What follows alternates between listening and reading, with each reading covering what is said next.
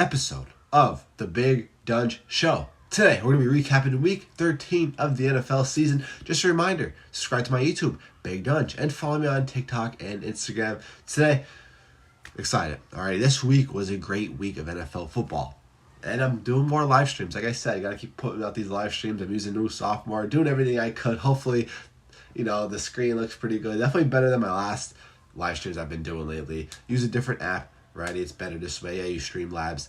I like to have the week 13 recap at the bottom. I'll make sure to have that a bit smoother. Have more stuff going around. But hey, I think it's pretty cool. I have my logo here. Let's have some fun. So, like I said, just a reminder, subscribe to my YouTube, Big Donch. Follow me on TikTok and Instagram. Let's get right into it. So, like I said, week 13 was a great week of football.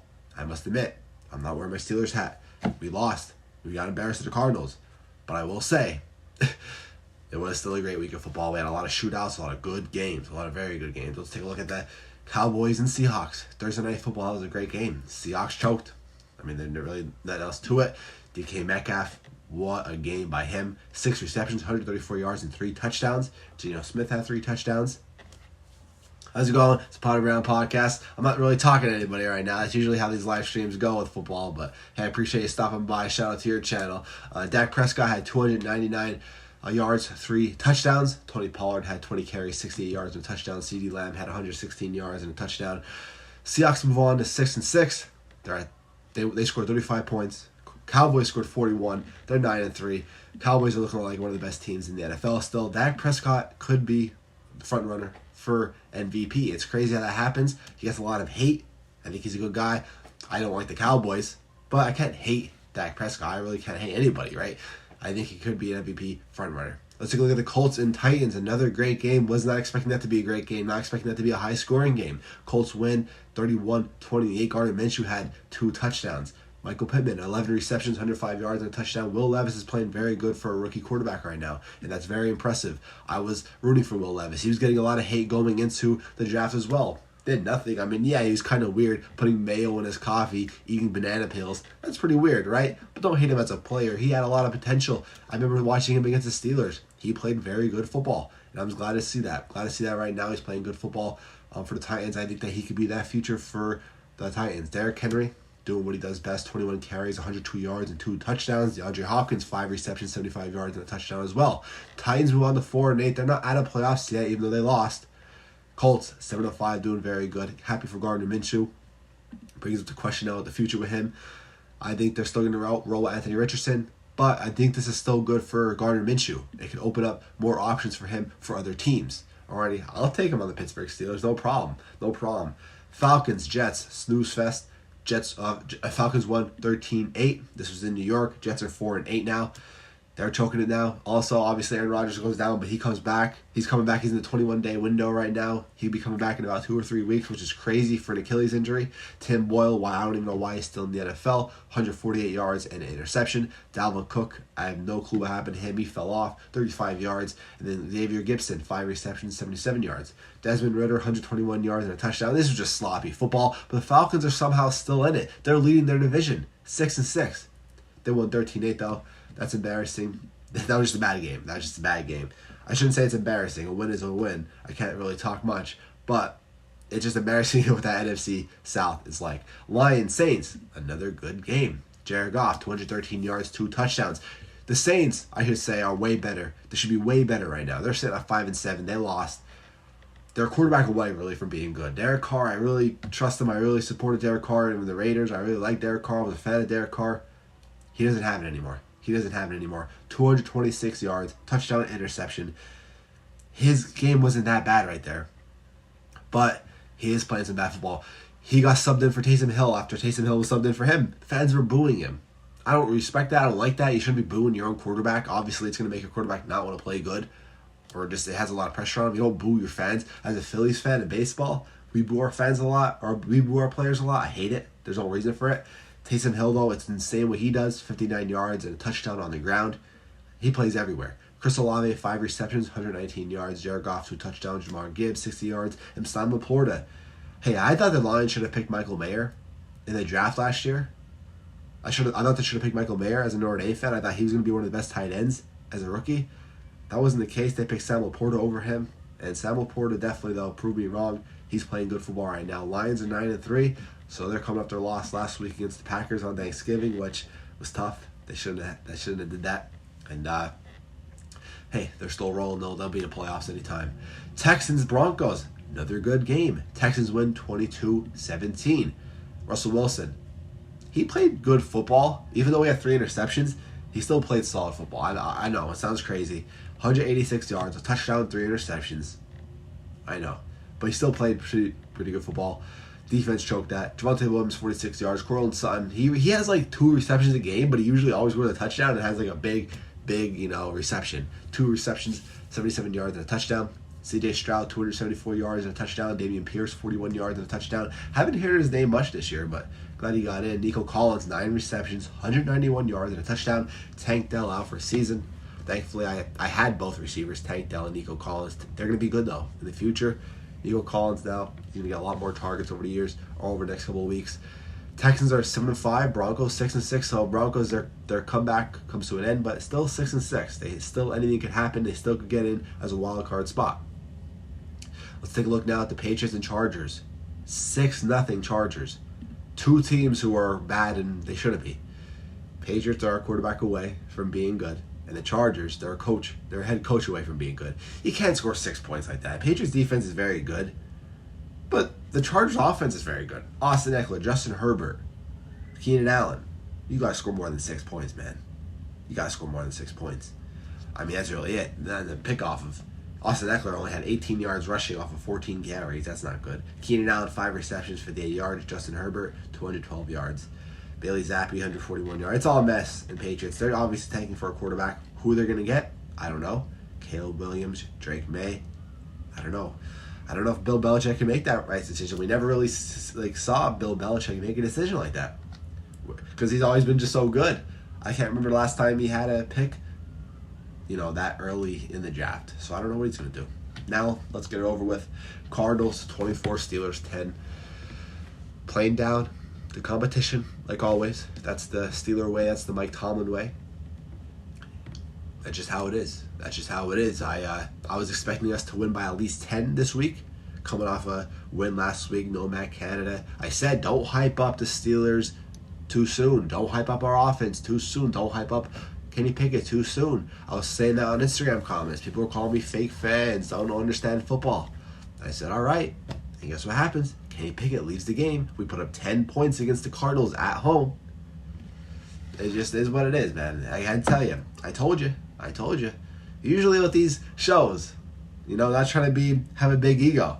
But a lot of the takes I say when it comes to don't jump on too early. All right, I'm not 100% right on everything, but when I say don't jump on a player or a team too early, don't do it. Yes, last week we beat the Bengals 16-10 against a backup quarterback. That backup quarterback beat the Jaguars in prime time last night, but we beat the Bengals 16-10. That's not good enough. Kenny Pickett still scored no touchdowns, and we were gassing him up saying he's not the problem, he's the future. Take it easy, alrighty? If Kenny Pickett and the offense played good last week, and then this Thursday against the Patriots, and then the following week, then I could say, all right, we're picking it up. We played one game that wasn't even that good enough, and then we get embarrassed by the Cardinals. Embarrassed.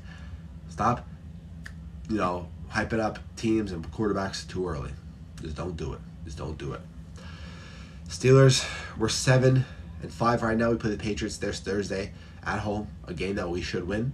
Alrighty, will we win? I have no clue. The Patriots are terrible, obviously. They're tanking. But who knows? It's Bill Belichick. He probably has something for us. He probably wants to beat us. And Mike Tomlin, don't even get me started. I gotta make a whole separate video on how overrated our Steelers are. The organization as a whole. I gotta make a video. Dolphins 45, Commanders 15. You see, this is the problem. A team that we might place first round in playoffs. They won by 30 on the road against a team that's better than the Cardinals. Forget it. Tua Tagovailoa, 280 yards, 2 touchdowns.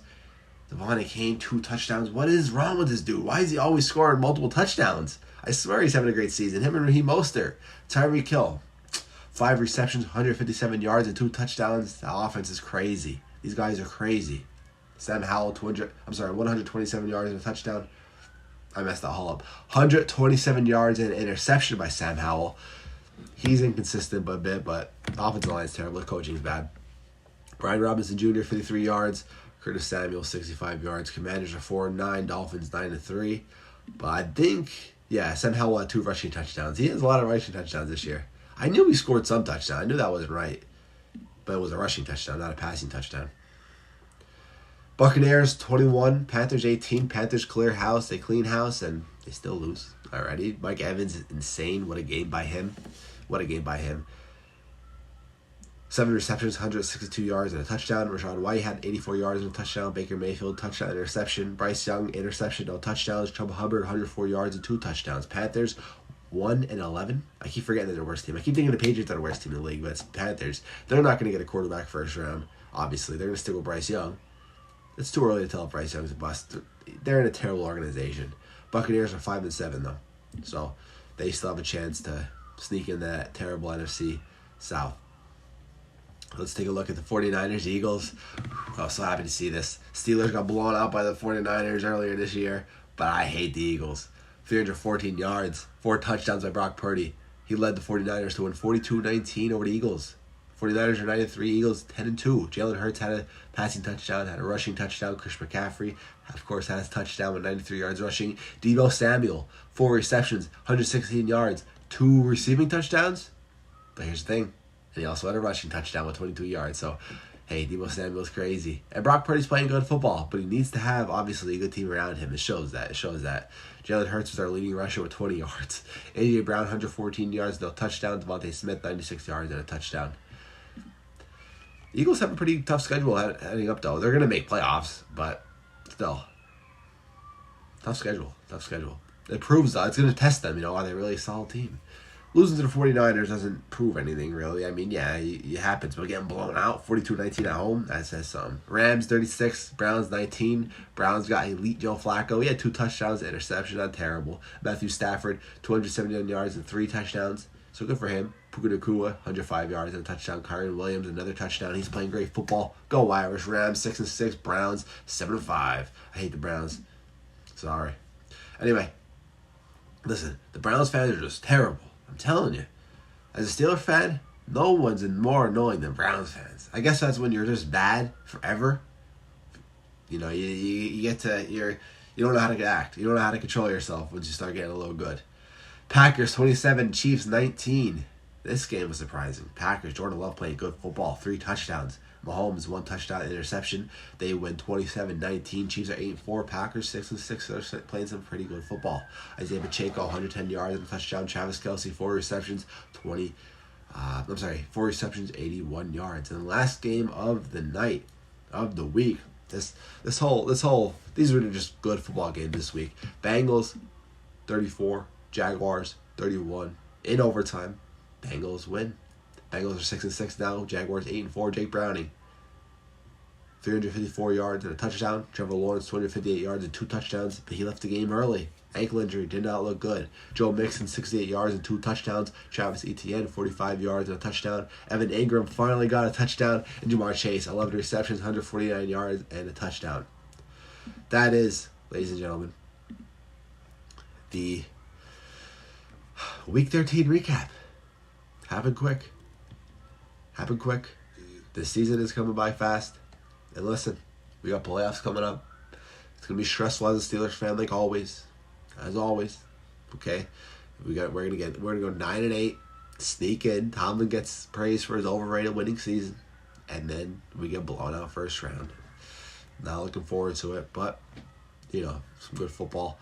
I don't even know. It's too early to tell who's a Super Bowl winner, obviously, right? It's Week 13 in an 18-week season. Hey, Derpy, there you are. It's going to be extremely stressful, let me tell you. It's going to be extremely stressful. And every week, it's just stressful with the Pittsburgh Steelers. We haven't had a stress-free win in years. I'm serious. We haven't had a blowout win as a Steeler fan in years. What is wrong with us? 49ers at Miami. Could be.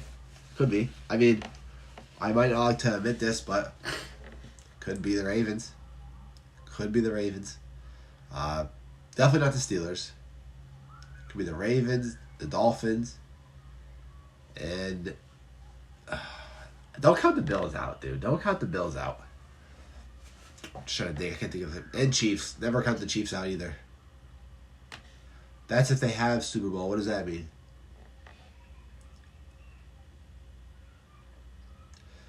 But either way. Well, I want to see what you mean by this. And that's if they have Super Bowl. I want to know what that means before I end the live stream. But thanks for everybody tuning in. Oh, world situation.